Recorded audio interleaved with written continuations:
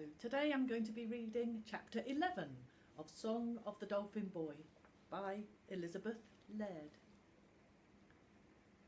Finn ran all the way home filled with rage and anxiety at the thought of the disaster that was only 2 days away.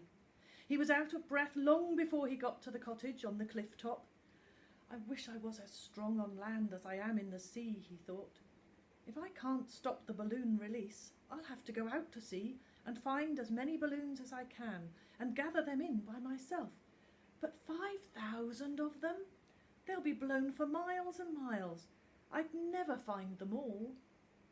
As he neared the cottage, he thought about his father. I bet he hasn't really changed, he told himself. He'll be doing nothing as usual, just staring at the wall. He won't help me this time. Either he's never been any use. But when the cottage came into view, he stopped short. That morning, when he'd left home, the brambles and weeds in the garden had been the same as usual, growing up in a tangled jungle. Now they were lying in wilting heaps, and the windows, uncovered and washed, were glinting in the sunlight. He really has changed, thought Finn jubilantly, bursting in through the door. His father turned and smiled at him ruefully, holding up his left hand, from which blood was dripping onto the floor. "Those stupid shears slipped, didn't they, while I was hacking away at all they weeds?" he said ruefully.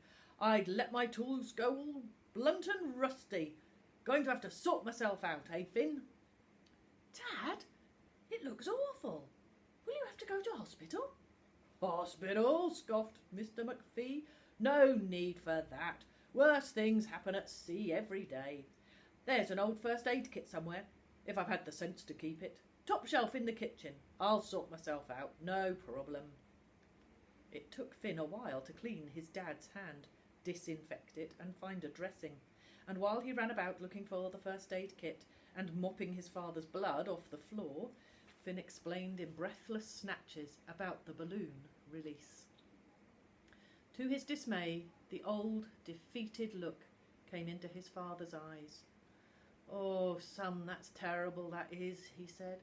"Those poor innocent creatures out there in the sea, helpless, and all for big supermarket bosses scrambling after money," and his eyes were watering, and now they strayed towards his greasy old chair, as if he was ready to sink back into it and shut out the world again. "We're going to stop them, Dad, me and the others," said Finn hastily, trying to pull him back. Mr. McPhee shook his head. "There's no standing in the way of business, Finn. There's no fighting the big boys. Little people like us." "We're going to fight them," Finn said passionately. "I am, and my friends. We're making posters, and we're going to stick them up all over Rothy Muir and Stromhead." "Good for you, son," said Mr. McPhee vaguely. "Do you know what? All that gardening, it's worn me out. I'll just have a little sit down now, see what's on TV." "I'll get you a cup of tea then," said Finn automatically, and he went into the kitchen, put the kettle on, and set about making his father a sandwich. "We'll just have to do it ourselves," he thought, as he spread margarine on slices of bread. "Me and the lighthouse crew." Finn wasn't the only one who had been held up by events at home. Charlie, Amir, Kyla and Dougie were all pounced on by their parents as soon as they got through their front doors. Charlie had to clean out his dad's van. Amir had to tidy his bedroom. And Dougie had to help his mum water the roses, while Kyla made a card for their grand's birthday. Even Jas was detained by Professor Jameson. He had been mulling things over and now embarked on a rather, for him, detailed interrogation on why exactly she had gone out for a sail with Charlie when a squall was on its way, which led to a long lesson on the art and science of weather forecasting. "I've allowed you a great deal of freedom, my dear," he said at last, his forehead wrinkling with anxiety. "Stromhead is a safe place with a good community, but I must be sure that I can trust you to make sensible decisions." It wasn't until 3 o'clock in the afternoon that all of them had managed to escape. Jas had got out first. She'd gone round to the lamb's cottage to see how Kyla was getting on with the poster. Kyla heard her feet crunch on the pebble path that led up to the cottage's front door and came running out to meet her, waving a drawing in her hand. She handed it to Jazz. Jazz stared in amazement at Kyla's picture of a leaping dolphin with bright drops of water showering off it. "Kyla, it's brilliant! It's beautiful," she said. "I did the drops with a silver pen," Kyla said shyly. "Do you really like it, Jazz?" Mrs. Lamb appeared behind Kyla and put protective hands on her daughter's shoulders. "You know, dear," she said to Jazz, "I don't think you children have ever appreciated Kyla as much as you should. She's a very special—" Kyla shook her off and rolled her eyes at Jazz, who had a sympathetic smile. "Of course she's special," said Jazz, handing the poster back to Kyla. "We do appreciate her. Honestly, she's one of the gang." "You see, Mum," said Kyla, "I keep telling you, they're my friends." Dougie squirmed past his mother, who was blocking the front door. "I'm friends too, aren't I, Jazz? I'm in the lighthouse crew. You said so." "Of course you are, Dougie," said Jazz kindly. "Can Kyla and Dougie come out now, Mrs. Lamb? We're going to meet the others and get my dad to photocopy this poster. We want to put it up everywhere we can." "I suppose so," said Mrs. Lamb. "Kyla's told me all about your campaign. Good luck is all I can say. I don't think it'll do any good, mind you. Those big business sharks don't listen to anyone. And I'm coming with you this time. You children have been running about without adult supervision for quite long enough today." Charlie and Amir were already down at the harbour when Jazz and Kyla arrived, with Dougie trotting after them as fast as he could, towing Mrs. Lamb. "You see, Mum," he said crossly, "I told you the others were waiting for us. We've got important stuff to do." "It's a campaign," panted a voice behind them. Finn was out of breath after sprinting all the way from the cliff-top cottage. He held out his hand to Kyla. "Have you done it? Can I see?" He studied the poster for a moment, his head on one side. "It's good, Kyla. No, I mean, it's amazing. I just hope, it's got to work." "We're going up to the lighthouse to use my dad's photocopier," Jazz said, and make some plans." Mrs. Lamb nodded reluctantly. "I'll come and fetch both you little lambs at 5 o'clock, she said to Kyla. "And Kyla, mind you look after Dougie." "Race you to the lighthouse," shouted Amir, and all 6 children took off up the hill. "See you later, Mrs. Lamb," Jazz called out over her shoulder, then turned back just in time to grab Dougie's shoulder to stop him tripping over his shoelaces. By 4 o'clock, a neat pile of brightly coloured photocopies was on Professor Jameson's desk. "This is a very nice piece of work, Kyla," Professor Jameson said, picking up a copy and looking at it. "Have you thought of a career in marine art? I'm sure— Oh, is that the time? Excuse me, all of you. I've got an urgent phone call to make." Silently, the children followed Jazz up to the lantern room. "We're running out of time," burst out Finn as soon as they were all there. "It's too late to get to Rothy Muir today." "That's right," said Charlie. "The last bus to get back to Stromhead leaves at 6 o'clock. We'd only just get there, and we'd have to come straight back." "I could ask my mum to take us in tomorrow," said Amir. "No point asking her tonight. My dad phones home on Saturday nights. She never goes out." "My dad won't be up to driving this evening either," said Charlie.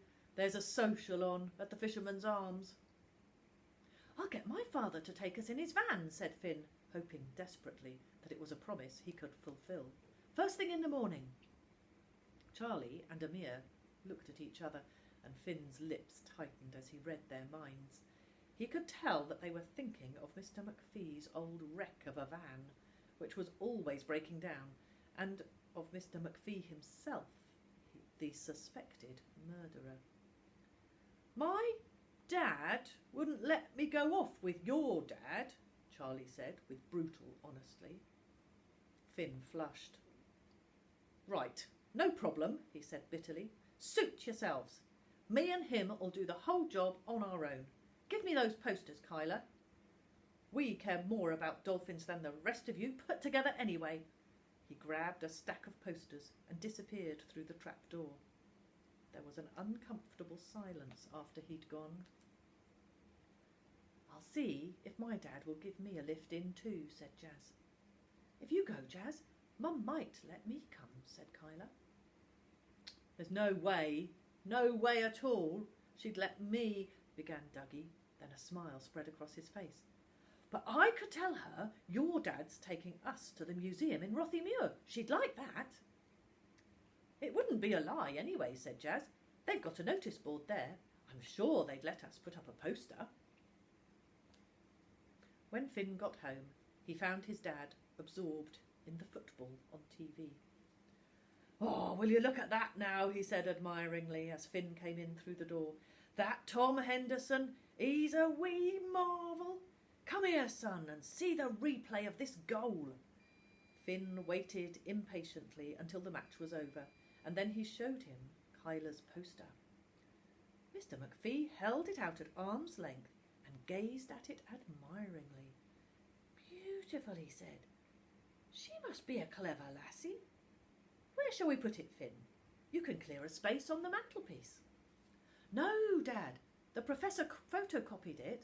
I've got a stack of them. I told you, I'm going to stick them up all over Rothy Muir and Stromhead, first thing tomorrow morning. Can you take me in, Dad? In the van? Mr. McPhee scratched his head. Oh, Rothy Muir, eh? Oh, I haven't been there for years. I've avoided the place, if you must know. I wouldn't want to run into anyone I used to know in Rothy Muir. Please, Dad, begged Finn. I suppose, he replied reluctantly. But don't get your hopes up, Finn. Your poster is very nice, but it won't make any difference. Finn hardly slept that night. His mind was full of horrible visions of dolphins tangled in balloon strings, slowly starving to death with their stomachs full of rubbish. He was out of bed at 7 o'clock and went to wake his father. Mr. McPhee was dead asleep, and Finn had to shake him hard before he could get him to wake up. Please, Dad, you promised to take me into Rothy Muir, he almost shouted. We need to get going now. Mr. McPhee sat up and stared blearily at his son. Oh, I couldn't get off to sleep till the wee small hours, he groaned. I was that upset. I was thinking of all those poor creatures eating those balloons. Coffee, said Finn sternly. I'll get you some coffee. You have to get up, Dad, now. It was an hour before Mr. McPhee's battered old van began to rumble down the lane towards Stromhead to pick up the road to Rothy Muir. Finn grabbed his father's arm as they reached the crossroads. Stop, Dad! There's Charlie and Amir! The van lurched to a halt. I'm coming with you, said Charlie, looking defiantly over his shoulder towards the row of cottages where he lived. Me too, said Amir. Finn hopped out of the van and ran round to open the back door. There's seats in there, sort of, he said. You'd better strap yourselves in. It was only 10 miles to Rothy Muir, but when the van had finally come to a halt in the central car park and Finn opened the back doors, Charlie and Amir stared at him speechlessly, their faces white. Does he always drive like that? Whispered Amir. Like what? Said Finn. Oh, never mind, said Charlie. Hey, isn't that the prof's car? Look, it is. And there are Kyla and Dougie. We're all here.